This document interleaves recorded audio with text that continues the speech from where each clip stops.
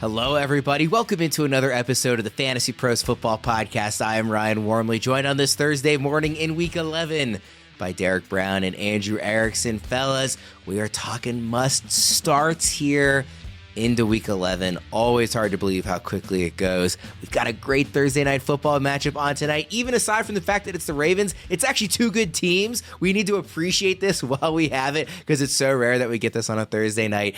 Let's dive right into the show here. The must-start running backs. DBro, starting with you. Just because Worm said that they're going to go out there and score a combined. I know. I'm really playing with fire there.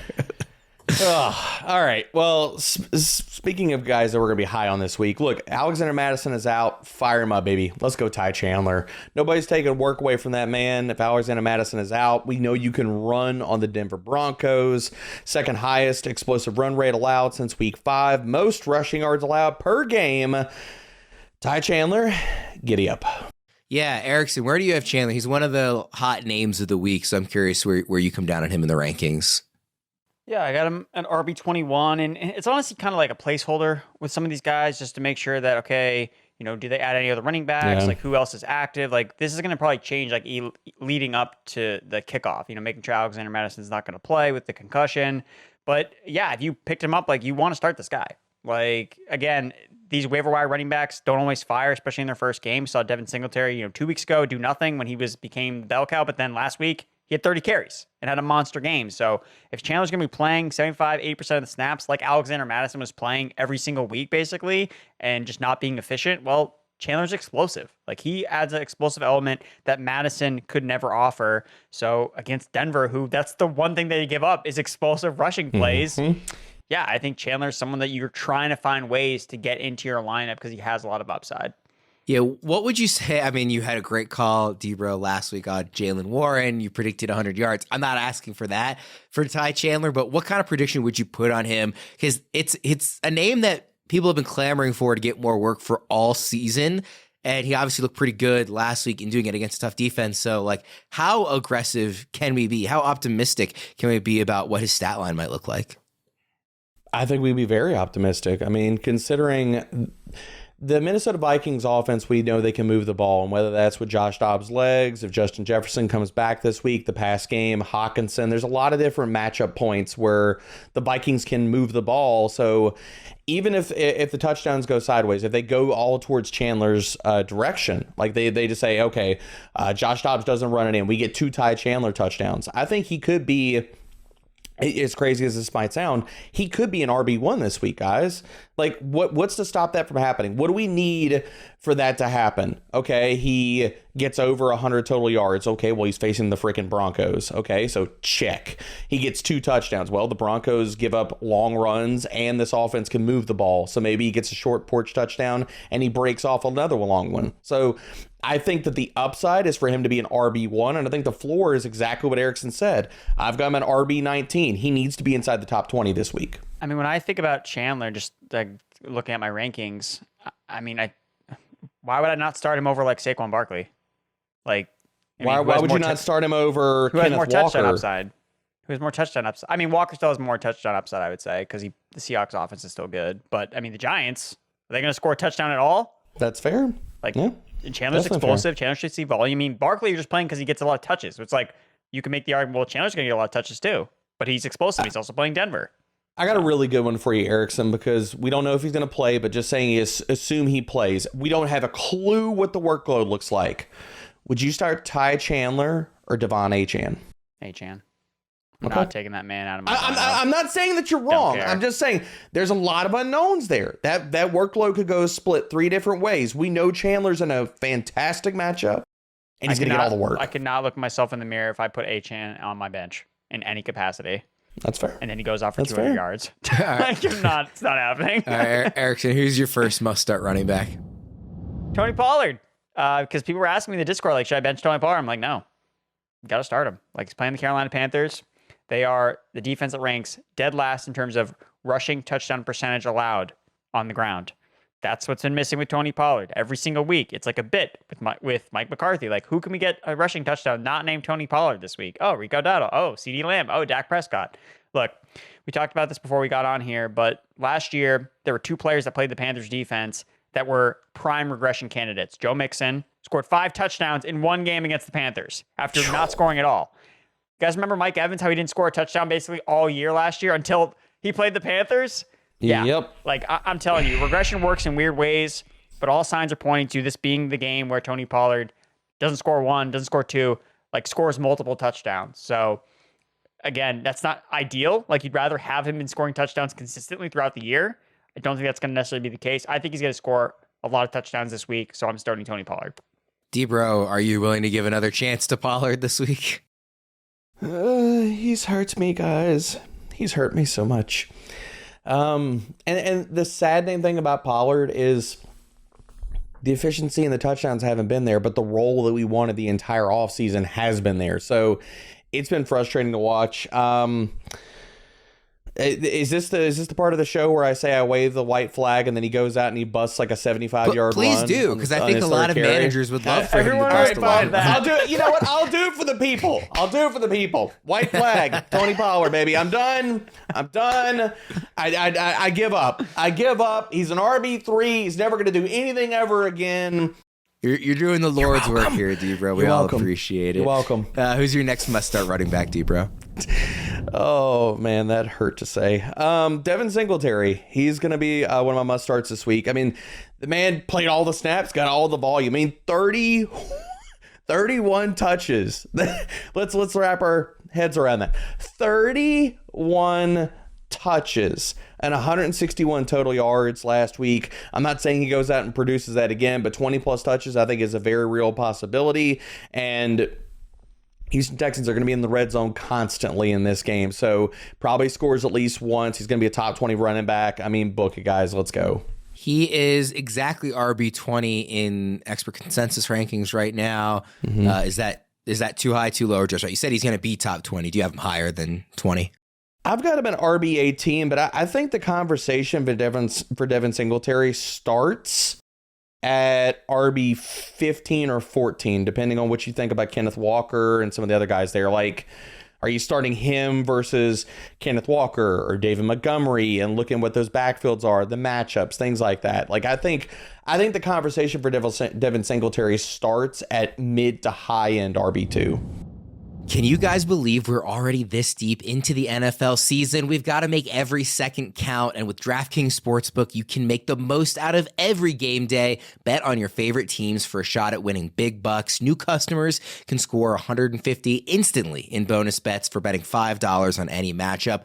This week, we've got some stinkers on the slate with 3 different games having a spread in double digits on DraftKings, plus a couple of others over a touchdown. But the schedule makers made it up to us by gifting us Eagles Chiefs in prime time on Monday Night Football. The Super Bowl rematch will be amazing with the Chiefs laying 2.5 points at home. However you guys plan to bet that one, get in on the action with DraftKings Sportsbook, an official sports betting partner of the NFL. Download the app now and use code FantasyPros. New customers can score 150 instantly in bonus bets for betting just $5 on the NFL. Only on DraftKings Sportsbook with code FantasyPros. The crown is yours. Erickson, give me your next must-start running back. Where you smell stinkers, I smell value with those double-digit dogs. But anyway, back to my running backs. Raheem Mostert. I want to play Raheem Mostert this week. Look, I know that the rookie's coming back, and we're concerned about what Raheem Mostert's workload is going to be. But I just say you roll the dice on a guy that's playing in the Miami Dolphins offense, that's heavy home favorites, and I think that you should still play him, even against the Raiders. Like, the Raiders are such a good matchup for running backs. Raheem, it's not like his entire role is going to be gone, and we know that Achane, he gets it done in very limited volume because he's just so explosive. So same thing with Raheem Mostert. He could still score a touchdown. Again, throughout doing the show over the years, I've always noticed that even with running backs in committees, when the matchup is really, really good, you can still start them even if their workload isn't perfect. So I think Raheem Mostert, I think you still want to roll with him. If you still have him on your roster, I know we talked about like trying to trade this guy like ad nauseum on every single trade show, but if you still have him, you stuck with him, couldn't move him, I think this is still a spot where you can start him until we learn more about how this split kind of works out moving forward with Jeff Wilson now also healthy. Kind of see how this backfield shakes out, but I think the matchup warrants Mostert as like an RB2 start. Where do you have Mostert, DBro? I've got Raheem Mostert. I'm with Erickson. Like I've floated him anywhere between RB24 and RB26. I think you can make a case both ways. It's like, how high do you want to push up Achane? Where do you want to put Raheem Mostert? I do agree with Erickson's point that, and we've seen that, like, look at the Steelers last week versus the Packers. Like, I'm not saying that the Dolphins come out and they don't throw the ball at all, but the leaning even further into a smash matchup for a team that runs the ball religiously. I mean, just let's rewind a little bit. What happened with the Miami Dolphins versus the freaking Denver Broncos? I'm not saying that, like, Miami's going to go out there and post 70, but could we see both these guys get 80-plus rushing yards and a score this week, and they're both top 24 running backs? I think it's possible. DBro, sticking with you for your next must start. It's going to be Jerome Ford. And I understand that this offense has taken a big hit going from Deshaun Watson to Dorian Thompson-Robinson, but the matchup is there. Ford, I think, is healthier. You look over the last 2 weeks, he's averaging 21 and a half touches. His tackle breaking metrics when he's been healthy have been just amazing. So I think you look at this matchup, and the Pittsburgh Steelers have been middle of the road in most different metrics, but since week 6, this team is allowing the 5th highest yards per carry, 4.62 yards per carry to gap runs, which have comprised 53% of Ford's rushing volume this year. I think Jerome Ford is going to be a top 20 running back again this week, or should I say this week? Erickson, Jerome Ford is currently RB23 in ECR. Is that too high, too low, or just right? I got him RB24. So, yeah, I feel good about him from a floor perspective. Again, Browns, Steelers, this is not a game where you're going to find any type of fantasy football ceiling, but Ford's involved in the passing game, so he can be catching dump-offs from DTR. I don't think he scores here, but he looked really good last week. Just like, not even looking at the Steelers match, just like Ford alone, like, he is total. I mean, Kareem Hunt is, Kareem Hunt is, it's so funny. Kareem Hunt can score all these touchdowns, but Tony Pollard can't. And this is like, the guys can be on total different spectrums of the talent, where Kareem Hunt, he looks like a older, dusty running back, where Ford looks explosive, especially now another week removed from that ankle injury he suffered a couple weeks back. I think Ford is a safe floor play just based on the volume he should get. But again, not someone that he's going to win my week. No one in Browns Steelers is going to do that except maybe one of the DSTs. Erickson, hit me with your last must-start running back. James Conner, for me. So we saw him come back last week off the IR alongside Kyler Murray. He was pretty solid, 16 carries for 73 yards, 4.6 yards per carry, 2 red zone attempts. The other running backs behind him, Tony Jones, Keontae Ingram, combined for 3 carries. I know the Cardinals also added in Michael Carter. Don't expect him to have a massive role in his first game with the Cardinals, so I think we're going to get more bell cow usage from James Conner, 63% of the snaps in his first game back. I think that we could get, that number could go up. I don't think they trust any of these other. I think adding Michael Carter was saying how they felt about all their other running backs, and they're like, we don't like any of these guys. So maybe Carter takes on that third down role that we saw DeMarcado kind of operating with, but to what extent are they going to trust him in pass protection for a new team? I'm a little suspect. That's going to be a massive role. So I think James Conner, if we can get his targets back up, like we saw at the beginning of the season, you could see a 3-down role for him. And I think he's got a lot of touchdown upside in this matchup. Looking at the Houston Texans, they're the league's #1 in terms of allowing rushing touchdowns on the ground. So in terms of the percentage of their touchdowns. So they don't allow them through the air. They allow them on the ground. If it's not Kyler Murray getting the rushing touchdowns, I think James Conner is going to score here. So I like him as a top 20 running back this week. Let's move to the Who Do I Start tool. This is free to use at fantasypros.com/start. Anybody can head there and put in their own starter sit questions, up to 4 different players at a time, which is really nice. You can even pick and choose from which experts your decision draws. Again, that's free to use at fantasypros.com/start. DBro, are you starting Ty Chandler or your boy, Jaylen Warren? Oh, I've got to go Chandler, and that hurts my heart, but I'm going Chandler. It's just the volume, guys. Yeah. The volume and the matchup. How about Devin Singletary or Isaiah Pacheco? Oh, I'm going Pacheco with this one. I don't think that people realize the last few weeks, and I wrote this up in the primer, you can run on the Philadelphia Eagles, so give me Pacheco. How about Devin Singletary or Jerome Ford? I'm drinking the Kool-Aid on Jerome Ford this week, guys. I said he's a top 20 running back. I've got him at RB13, so I'm going Jerome Ford. Are you starting Javonte Williams over either of those guys? I've got Javonte right behind Ford. I've been so high on Javonte, but the matchup is terrible. The Vikings, the one thing they can do is they can do a lot of things actually, right? The defense is playing really well, but they're stopping the run extremely well. So I think Javonte is going to have some uphill sledding this week. Erickson, correct me if this has changed, but when I went in to pick a player, Tony Pollard, I noticed you have Tony Pollard RB1 this week. Is that right? Yep, because he's going to score 3 touchdowns. So it doesn't matter who I say, you're starting Tony Pollard over everybody. Look, he's going to score eventually. Like, it's going to happen. Erickson. It's how regression works. Christian McCaffrey or Tony Pollard? Okay, I'm going to start Christian McCaffrey over Tony Pollard. Wow. But Erickson. McCaffrey Austin Eckler or Tony Pollard? What? Austin Eckler or Tony Pollard? Tony Pollard. Wow. I mean, it doesn't matter. Okay, it doesn't matter at the top. Obviously, you're going to start all those guys anyway. I know. I'm just. I have to sit here and I give just you think crap that about this it. is the week. If Pollard cashes those regression, he's going to finish as the RB1 overall. It was just That's jarring fair. for me to see RB1, as the actual ranking. But I mean, yes, being aggressive and starting him kind of no matter what obviously makes sense. I've got some for your other guys though. Raheem Mostert or Saquon Barkley. I think I would still lean with Saquon in that situation. How about James Conner or Rashad White? I mean, Rashad White has been too good to sit. He's that's fair. blossoming. I love to see it as someone that liked Rashad White a lot in the offseason, have him on a lot of teams, and I feel really good about his role in this offense, and he's been playing really well. So I'm going to continue to play Rashad White. Let's move to the must-start wide receivers. DBro, starting with you. First guy I want to talk about, a high total game, Marquise Brown. I think the range of outcomes is pretty wide for him, but I think that there is boom possibility here. You're looking at the Texas secondary since week 5, third highest PPR points per target allowed to perimeter wide receivers. We didn't see Hollywood garner the targets or have a monster game in his first game back with Kyler. Could be this week. Erickson, where do you have Marquise Brown this week? Because I know we talked about him on the Tuesday show as well. Yeah, I mean, he had the worst game of the season with Kyler at quarterback. Like the outcome that no one thought could possibly happen, he happened. So I think he's in prime for a major bounce back. I know I was aggressive on ranking him last week. That obviously did not work out, but I have him as a top 20 receiver this week. And who's your top must-start guy, Erickson? DJ Moore.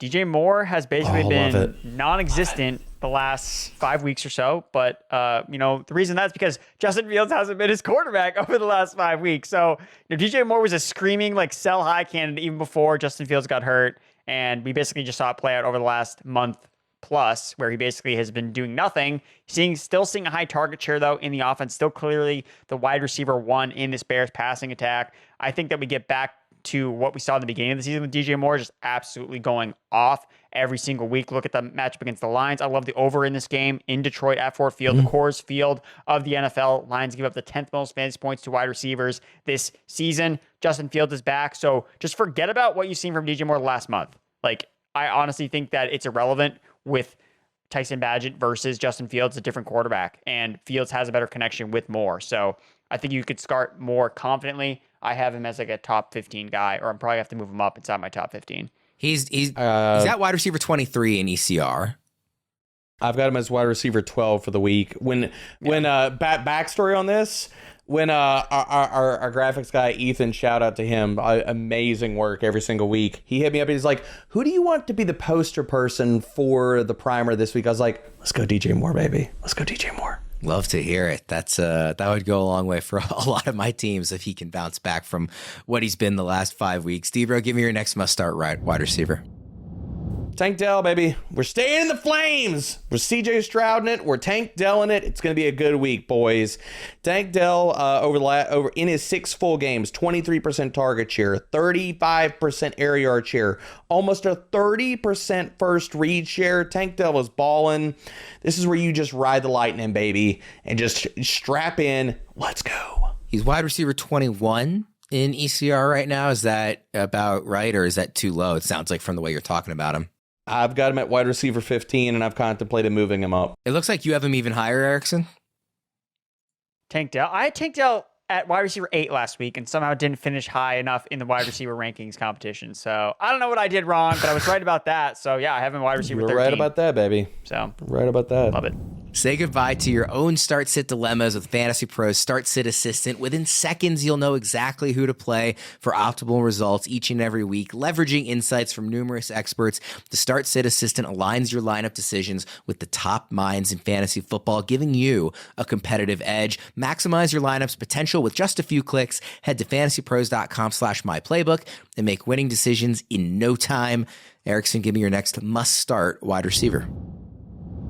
Previewing that Monday Night Football game. I know we've been talking a lot of Browns Steelers. This Monday night game should be actually fun between the Eagles and Chiefs. So I'm going with Rashee Rice, the rookie wide receiver for the Kansas City Chiefs. It's crazy. I'm looking at these player props for these Chiefs receivers. They're all so low. And I'm like, how is Patrick Mahomes going to throw for like 300 yards in this game if none of these guys are going to get over 20 receiving yards? But the one guy that stands out besides Travis Kelce is Rashee Rice. His usage was really good before they went on their bye week, ran around on 60% of the dropbacks, which is the same as it was a week before in week 8. He only had 2 targets, but again, he played a season high in snaps. So I really think it's Rice that's clearly the guy that they trust the most besides Travis Kelce. I get Justin Watson is the guy that runs the most routes, Valdez-Scantling. Like, those are all complementary players. Like, I think that with an extra week to devise a plan to attack this Eagles secondary, which has allowed the most fantasy points per game to wide receivers this season, I think Rice cooks in this matchup here. So if you held him through the bye week, you need a flex play with some upside versus some of these dusty running backs, I would start Rashee Rice this week. We talked about it all season, DBro. Rookie receivers coming out of the bye week, especially a guy like Rice who has been actually getting usage in this offense somewhat by default, given the lack of other options around him. But I mean, I think there's every reason to feel like we could see a pretty strong finish to the season from Rice, right? Oh, absolutely. We definitely can. And I just want Kansas City, just please do this for me. Chiefs, Matt Nagy, Andy Reid, please hear me. Play your guys in a full-time role. Stop this whole like wide receiver carousel of guys. Like, you get 40 snaps, you get 40. Stop playing Oprah with the snaps. Just let the guys who can play, let them play. Let the boys play. Let the boys play. I've never heard that before. Playing Oprah with the snaps. That's great, though. You get a snap. You get a snap. That's really good. Oh, you haven't played in 3 weeks. You get a snap. Come on. Yeah, I'll be using that again, playing Oprah with the snaps. All right, DBro, give me your last must-start receiver. We talked about going down the winding path. You need the upside in your flex position. And he's probably out there on your waiver wires right now. Darnell Mooney, baby. I'm starting him this week. If you need upside to win your week, I'm here for it, man. We talked about DJ Moore, but look, the other parts and pieces are there for Darnell Mooney. He gets a Lions secondary since week 5 that has allowed the 3rd highest PPR points per target to opposing slot wide receivers, 2nd most receiving touchdowns. Brian Branch, while I like him as a player, has not played good as the nickel there. Amongst 29 qualifying slot corners, he's allowed the most receiving touchdowns and the 6th highest passer rating when he's been target. Darnell Mooney was my bold call of the week, 100 yards and a tutty. Yeah, Darnell Mooney is wide receiver 57 in ECR. So obviously very low. It is an intentionally bold call by you. Just to step on the who do I start section, I didn't want to pick any names here because he's so much lower than a lot of these other guys people might be comparing him to. So give me some interesting names that you're starting Darnell Mooney over this week. I would start Darnell Mooney over Jahan Dotson.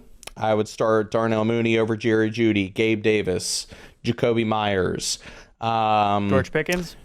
I was just about to say George Pickens. When you see 4 targets for George Pickens and no touchdowns because Kenny Pickett doesn't throw them, you'll be happy you played Mooney. Erickson, who's your last must-start receiver? Jayden Reed. I think that he's the number 1 receiver on the Packers. Like, I get that the targets necessarily haven't been there from a raw standpoint, but I just want to point out how good he has been this year. He leads the Packers in receiving yards, catch rate, and yards per route run.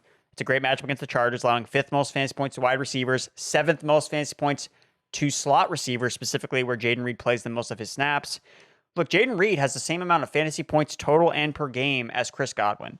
If Godwin was playing the Chargers, you would start him and wouldn't even think about it. So I feel confident about starting Jayden Reed just based on how productive he's been. And I talked about this. When guys are productive and they're not seeing a lot of targets, it's, when the coaches go back to watch the games, they're like, maybe we should get the guy the ball more. And I think we're going to see that from Jayden Reed as a rookie break out in the second half of the season. We see this all the time. So I think Reed's role is going to grow. I think he's going to get more targets than he's had in past weeks. I mean, just look at his targets anyway. The last 3 weeks, he leads the Packers in catchable targets with 14. So yes, his raw targets necessarily aren't there with Christian Watson or Romeo Doubs, but in terms of turning those targets into actually something that's what we want, called fantasy points, nobody's been better for the Packers than Jayden Reed. Leads the team in catches over the last 3 games and receiving yards at 62 per game. So I'm starting. Jayden Reed is my favorite Packers wide receiver to start this week. DBro, who do I start? Marquise Brown or Tyler Lockett? Going to Hollywood. Hollywood. How about Tank Dell or DJ Moore? Oh, answers both. It's a trick question. Answers both. If you had to I'm pick, going it's DJ not Moore. supposed to be I'm easy. going DJ Moore. All right. I'm going DJ Moore. We're all in on Justin Fields this week, baby. Let's Erickson, go. what do you think about that one? Tank Dell or DJ Moore? Trick question. I'm still starting Tank Dell because, I mean, if Darnell Mooney's going for 101, like, that's going to hurt DJ Moore. D-Bro, come on. That's fair. That's fair. See, That's again, fair. like, I'm taking your takes, but then putting perspective on them, just like I did last week, with the Just Jayden bet it, Ward Erickson. over Just Jerome bet the DJ Ford. Moore, the Darnell Mooney No, but over. I'm agreeing with you, but me. I'm putting context behind it. Friends Okay. helping each other. Okay? That's what we're doing. Erickson, DJ Moore or Hollywood Brown? DJ Moore. Yes. D-Bro, do you agree with that one? Oh, yes. Love that. Erickson, how about Rashee Rice or Jayden Reed? I will go with Rashee Rice because he has Patrick Mahomes. So by default, that's the tiebreaker that I have to go with. Yeah. Patrick Mahomes It's and Jordan a pretty good Love. tiebreaker. Jayden Reed or Jahan Dotson? Jayden Reed. I mean, Jahan Dotson, Jayden the Reed. fact that Curtis Samuel came back last week and then Dotson just turns into a ghost it's tough. Yeah, they can't start Dotson. I was going to with make a confidence. pumpkin reference. I mean, we're still in pumpkin spice season, so that wouldn't have been bad. So. I've never had a pumpkin spice anything in my entire life. Yeah, because And you can't You're smell not it, so missing I'm not anything. missing anything. Is that the crazy? Are we all on board? Are we a clean sweep? Yeah, Like we pumpkin spice actually stuff is agree. overrated. I have no No, interest in I like trying it. pumpkin spice. I'm a big PSL guy. I'm not a coffee guy. I've never drank coffee, so that's like a whole I'm not separate thing. But I feel like when people talk about the pumpkin stuff, it's like you're really just saying you like the flavor of nutmeg. You're not really saying that you like the flavor of pumpkins. We don't have a lot of things here in New England, especially a football team, so we need to enjoy the pumpkin season. yeah, that's all you got. They don't even have a football team. All right, D-Bro, who's your must-start quarterback, tight end, and defense/special teams?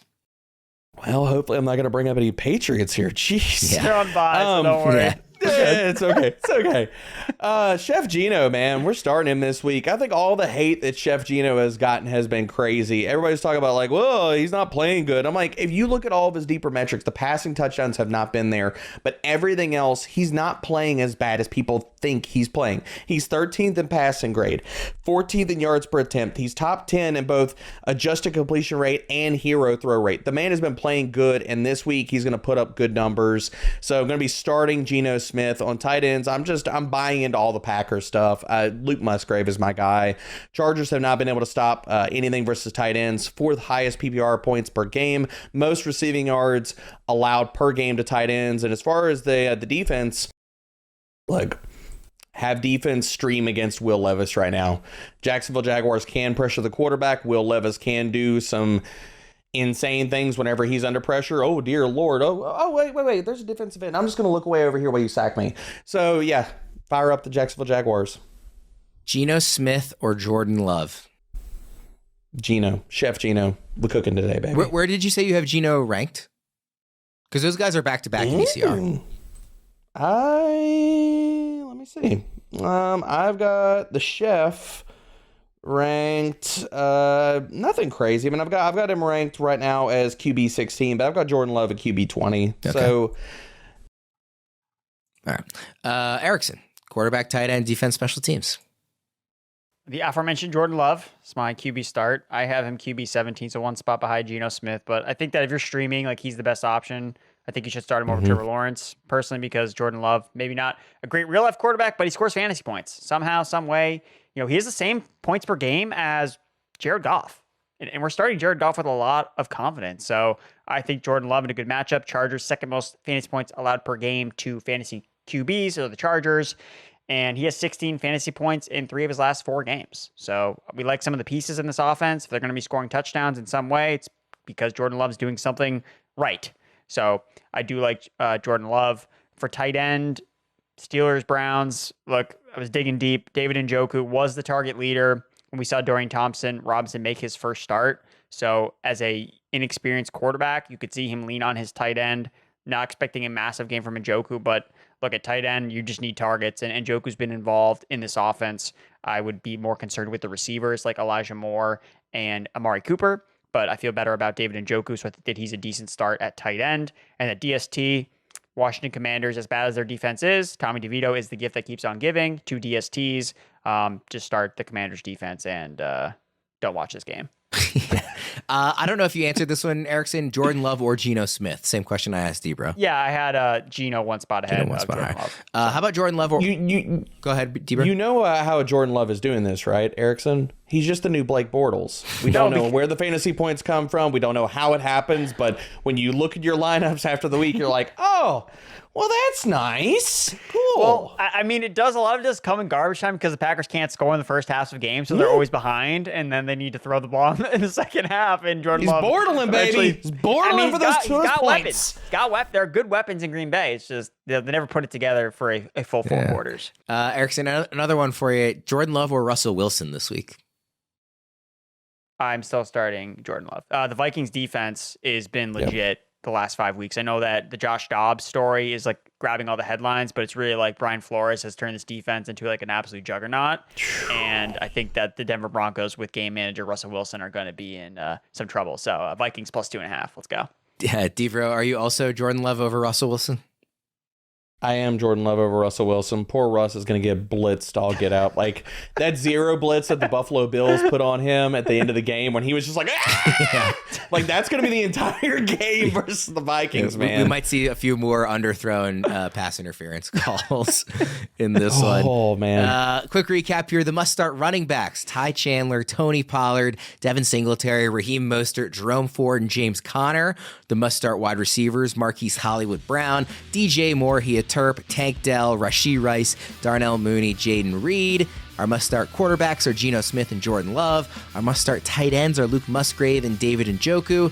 And our must-start defenses are the Jaguars and the Commanders. We'll wrap up there, guys. Thank you, everybody, for tuning in. Best of luck this week here in Week 11. For Erickson and Devro, I am Ryan Wormeli. We'll see you again next time.